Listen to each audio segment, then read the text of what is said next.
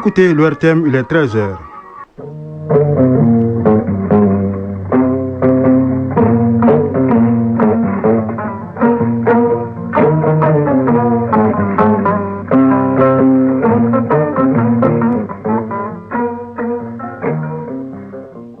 Le journal Siaka Konaté. Mali Actualité, deuxième édition, les titres. Le Mali veut se doter d'un pôle judiciaire foncier. Les avant-projets de textes de cette juridiction sont au centre d'un atelier qui s'est ouvert hier ici à Bamako. Il s'agit pour les participants de faire des propositions pour enrichir ces textes avant leur validation.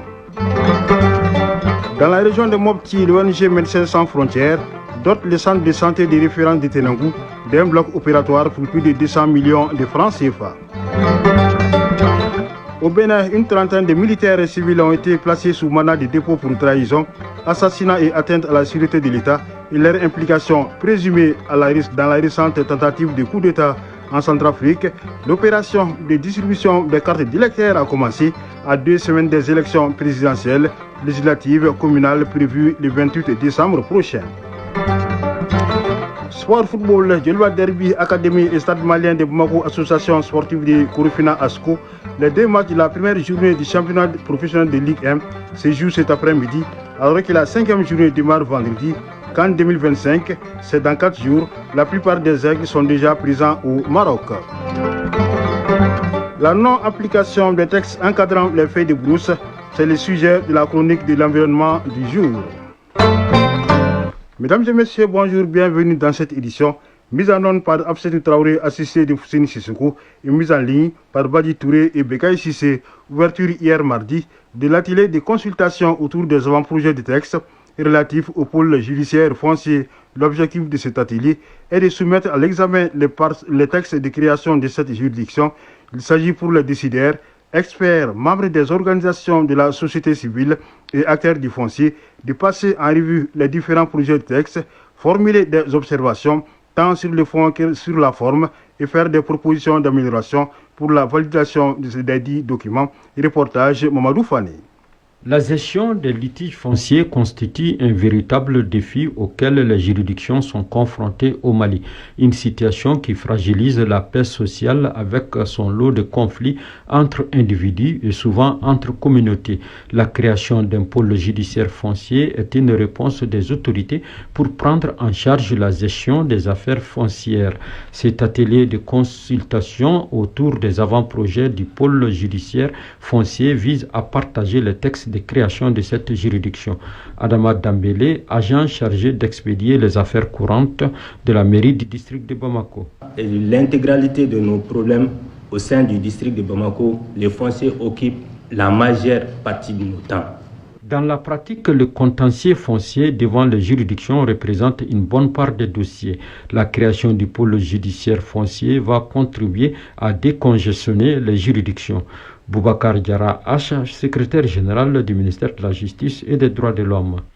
Afin de faire face à ces contraintes et insuffisances relevées, la création d'un pôle foncier, juridiction spécialisée en matière foncière, dont les compétences cumulées concernent la matière civile, administrative et pénale, s'avérait comme une nécessité absolue. La finalité recherchée étant la mise en place d'un dispositif global, intégré et inclusif, guichet unique, dans le cadre de la gestion judiciaire du foncier, susceptible de gérer de façon coordonnée, efficace et efficiente la question foncière par une juridiction à composition hétéroclite, pluridisciplinaire, à la fois compétente en matière civile, pénale et administrative. Ce présent atelier regroupe les magistrats, les représentants des collectivités et les gouvernorats du district de Bamako, de Koulikoro et environ. Les acteurs humanitaires sont réunis pour dégager une feuille de route pour une meilleure efficacité des actions humanitaires sur le terrain. C'est à la faveur d'un atelier de réflexion sur l'opérationnalisation de la localisation dans les secteurs des abris et biens non alimentaires. Les travaux se tiennent dans les locaux de la Direction nationale du développement social. On a en sait plus avec Aliou Ablaï Touri. La localisation constitue un pilier fondamental de l'action humanitaire. Elle vise à renforcer la participation et les capacités des acteurs locaux et nationaux. La localisation repose sur plusieurs axes comme le transfert des responsabilités aux acteurs locaux, l'accès des acteurs locaux au financement humanitaire. Daniel Viviani est coordinateur des urgences à l'Organisation internationale pour les migrants. L'OIM est profondément convaincu que la localisation constitue un pilier essentiel pour une réponse humanitaire plus efficace, plus durable et mieux adaptée aux besoins des populations qui sont affectées par les crises. Kassoum Keita est directeur national adjoint du développement social. Dans le secteur de l'abri, la localisation pour le Mali est aujourd'hui une stratégie qui est au cœur de la réponse humanitaire et même de la prévention des crises que notre pays vit depuis 2012. La Direction nationale du développement social depuis un certain temps est engagée avec l'UNICEF pour mettre en œuvre une stratégie nationale de localisation, d'accès basé sur la localisation. Si nous les mettons ensemble, nos populations sont davantage au cœur de la réponse apportée à eux. Les échanges au cours de cet atelier visent à poser les bases d'une feuille de route pour l'opérationnalisation de la localisation. L'ONG Médecins sans frontières apporte sa contribution à l'amélioration de la qualité des soins chirurgicaux et à la réduction de la mortalité dans les districts sanitaires de Tenankou. Elle vient de construire un bloc opératoire d'une valeur de 250 millions de francs CFA dans l'enceinte du centre de santé de référence. L'inauguration s'est déroulée à Tenankou en présence des autorités administratives, politiques et sanitaires du cercle de Mopti, la correspondance de Boubacar Sangari.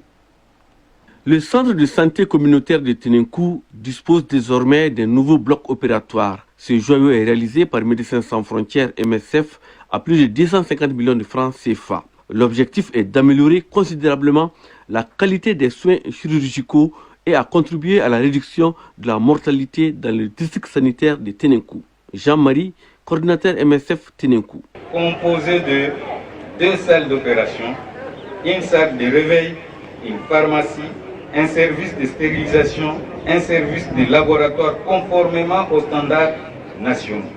Les bénéficiaires se réjouissent naturellement de la construction de ce joyau. Amadou T. Koulibaly, médecin-chef du CSRF de Tenenkou. On est heureux, on est content. L'occasion encore pour remercier les agents de santé. Que chacun contribue pour l'atteinte des objectifs et réduire la mortalité maternelle, et réduire la mortalité infantile, les épidémies. Soumaïla Bokar Koulibaly, deuxième adjoint au maire de Tenenkou. Au nom de toute la population de Tenenkou, exprimer notre profonde gratitude à Médecins sans frontières. Votre engagement dépasse les frontières. Vos actions sauvent des vies dans l'histoire de notre commune. Capitaine Boubacar Sissoko, deuxième adjoint au préfet de Tenenkou. L'État demeure mobilisé pour accompagner toutes les initiatives visant à consolider le système sanitaire dans le cercle de Tenenkou. Médecins sans frontières n'est pas à sa première réalisation au niveau du centre de référence de Tenenkou. MSF a notamment construit 2 bâtiments abritant les accompagnants en néonatologie et l'isolement et le rehaussement de la clôture du CCRF. Mopti, Boubacar Sankaré et Suleiman Tepsougué pour l'ORTM. Direction Taoudéni, où le président de la transition met à la disposition des personnes démunies sans kit alimentaire. Le geste qui s'inscrit dans le cadre de ses œuvres sociales est apprécié à la fois par les bénéficiaires et les autorités régionales de Taoudéni, nous dit Salim Konati. Ils sont une centaine de personnes en situation difficile à bénéficier des œuvres sociales du président de la transition dans la région de Taoudéni. Cette donation se compose de riz, de mil de sorgho, de l'huile et de pâtes alimentaires. Meini Ould Cheibani, président des personnes vivant avec handicap. C'est un appui très important et ça veut vraiment à un point nommé où les gens vraiment sont en nécessité et sont dans les besoins vraiment. Le chef de l'exécutif régional de Taoudéni remercie les plus hautes autorités pour ce geste qui contribuera à soulager les personnes démunies.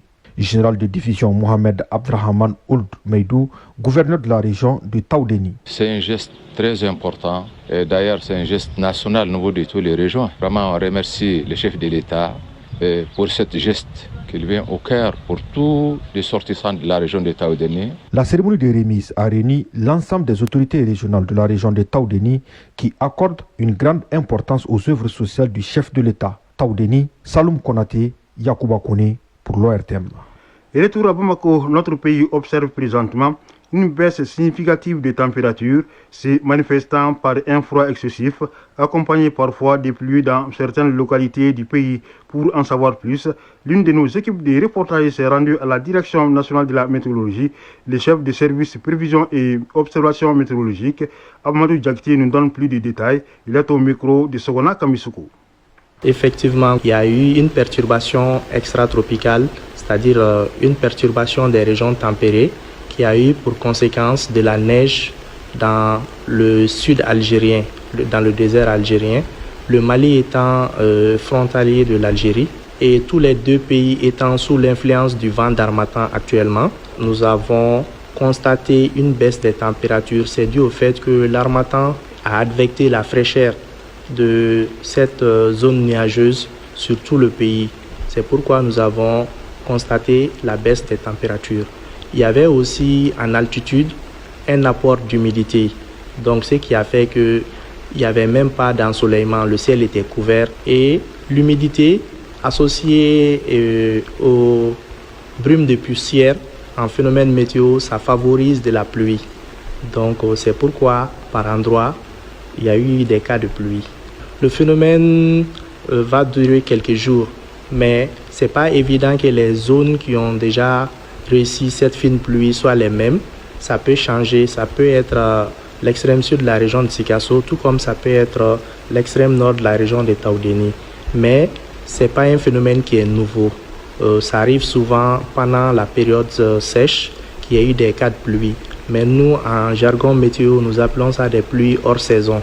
C'est des pluies qui n'ont pas les mêmes caractéristiques que les pluies qu'on a l'habitude de voir pendant la saison des pluies, parce que c'est des fines pluies et ce n'est pas associé souvent à des vents violents et qui viennent en amont des pluies, comme vous avez l'habitude de le constater pendant la saison des pluies. En termes de conseils, je commencerai par dire à la population de continuer à suivre régulièrement les informations de Mali Météo et aussi pendant cette période de fraîcheur, de porter des habits adaptés, aussi bien le matin que la nuit. Surtout particulièrement les personnes en situation vulnérable, à savoir les enfants, les femmes enceintes et les personnes âgées, et aussi de s'hydrater régulièrement et pendant cette période, parce que la période de fraîcheur va continuer jusqu'en février. Mais l'intensité de la période de fraîcheur dépendra des zones, ça variera d'une zone à une autre. À l'étranger, au Bénin, 30 militaires et un civil arrêtés dans le cadre de la tentative de coup d'État avortée ont été placés hier sous mandat de dépôt. Ainsi en a décidé le procureur spécial de la Cour de répression des infractions économiques et du terrorisme qui leur reproche plusieurs chefs d'accusation, notamment trahison, assassinat et attentat à la sûreté de l'État. Les suspects étaient menottés sous bonne escorte, un important dispositif de sécurité déployé autour de la juridiction. En Centrafrique, c'est le démarrage de l'opération de distribution des cartes d'électeurs à 2 semaines des élections générales prévues le 28 décembre prochain. À Bangui, la capitale, et dans plusieurs villes de l'intérieur, les électeurs ont commencé à retirer leurs cartes. Mais des difficultés sont signalées par ces électeurs. Certains d'entre eux ne trouvent pas leurs cartes, d'autres signalent des erreurs sur leurs identités, craignant de perdre leur droit de vote.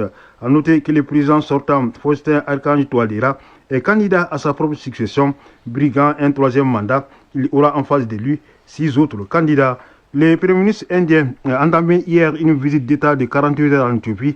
Narendra Modi et son homologue éthiopien, Abiy Ahmed, discutent du renforcement des relations bilatérales commerciales entre les deux pays. Avec plus de 6,5 milliards de dollars d'investissement indien ayant déjà généré 17 000 emplois en Éthiopie, ils ont évoqué la possibilité d'étendre cette réussite. Des diplômés éthiopiens en informatique travaillaient déjà à distance pour des entreprises technologiques indiennes, tandis que des sociétés pharmaceutiques indiennes installaient des unités de production dans des parcs industriels éthiopiens.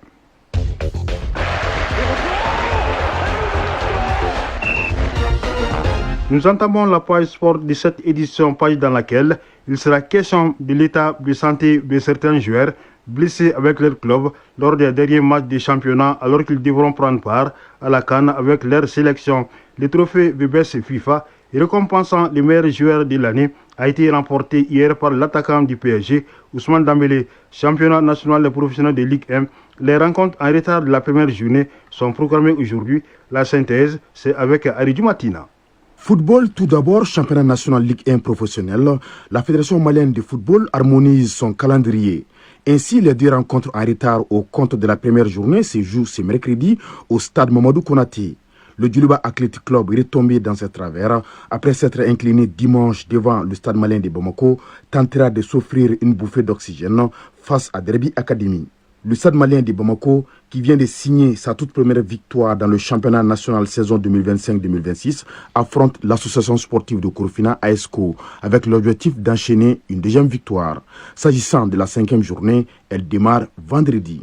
CAN 2025 au Maroc. Déjà, les dernières rencontres en Europe jouées dimanche et lundi ont été fatales pour certains joueurs qui se sont blessés avec leur club alors qu'ils sont sélectionnés par leur nation pour prendre part à la Coupe d'Afrique des Nations. C'est le cas des Sénégalais Hassan Diao, blessé avec son club italien de première division Como, et Ilaï Kamara, latéral droit du club belge d'Anderlecht. Du côté des champions d'Afrique ivoiriens, un coup dur est à noter.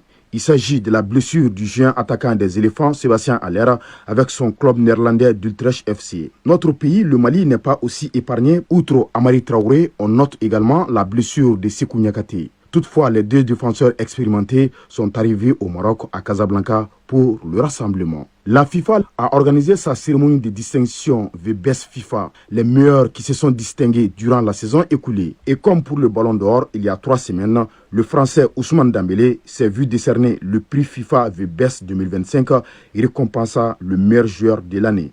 Il a dévancé Lamine Yamal et Kylian Mbappé. Terminons par la finale de la Coupe intercontinentale FIFA qui oppose ce mercredi le Paris Saint-Germain qui a remporté la Ligue des Champions aux Brésiliens de Flamengo, vainqueur de la Copa Libertadores. Coup d'envoi de la finale à Doha au Qatar à partir de 17h temps universel. Chronique de l'environnement. Le Mali dispose d'un arsenal juridique encadrant strictement les feuilles de brousse. Mais entre le texte et la réalité du terrain, il existe un fossé persistant qui compromet l'efficacité des sanctions entre loi et réalité, les limites de la répression. C'est le sujet de la chronique de l'environnement, une réalisation de Agibou Koulibaly. Au Mali, les agents des eaux et forêts constatent que les auteurs d'incendies intentionnels sont rarement identifiés, encore moins poursuivis.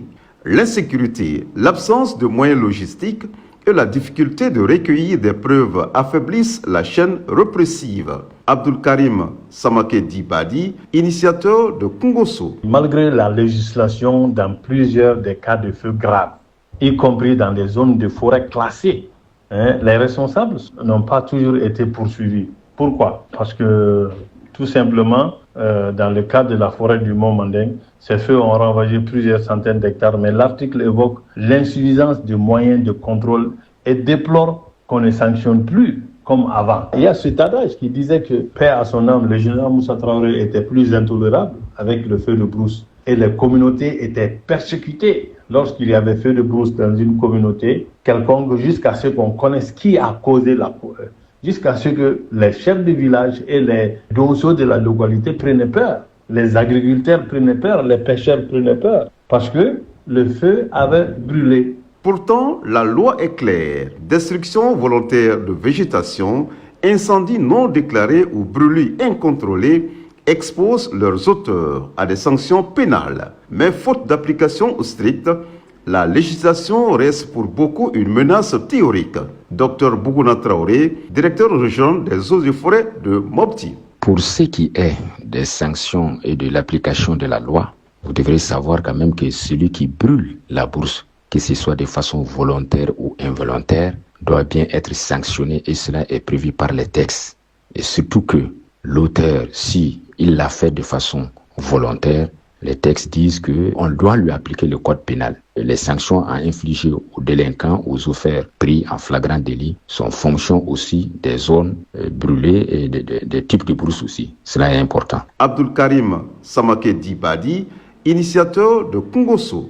Moi, je sais que le texte vraiment sur lequel souvent moi je m'appuie pour discuter de ça avec les communautés, c'est la loi 86. 66 ARN portant code de feu et l'interdiction de l'usage de feux de brousse dans quelque but que ce soit, sauf dérogation contrôlée. C'est très clair.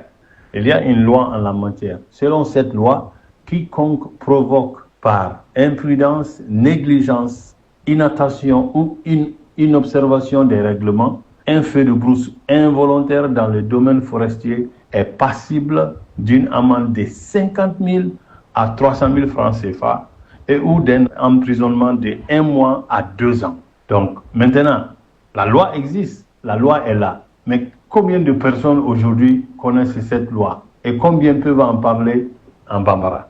En cas de feu volontaire ou d'incendie, notamment dans les zones classées, les dispositions du code pénal s'appliquent. C'est-à-dire qu'il y a des poursuites pénales même qu'on peut souvent engager contre les gens qui s'adonnent au feu de brousse. Mais il faut qu'on cause de ça en Bambara aux populations, dans les langues nationales aux populations. Je sais que les eaux et forêts fournissent de l'effort, mais nous, en tant que chasseurs, nous, en tant qu'éducateurs, moi, en tant qu'environnementaliste, j'aimerais vraiment ouvrir le débat avec les populations à la base pour souvent décortiquer ces textes qui sont là. Une loi qui ne s'applique pas n'éteint aucun feu. Elle ne fait qu'alimenter les braises de l'impunité. C'est la fin de cette édition présentée par Chaka Konaté avec la collaboration de Ousmane Dao pour la réalisation, de Absetou Traoré et Fouseni Sissoko pour la mise en onde, la mise en ligne étant assurée par Badi Touré et Begaï Sissé. Une édition à retrouver sur nos plateformes digitales. Restez à l'écoute pour pouvoir suivre les avis et communiquer avec Kani Keita. Merci de nous avoir suivis et bonne écoute radiophonique.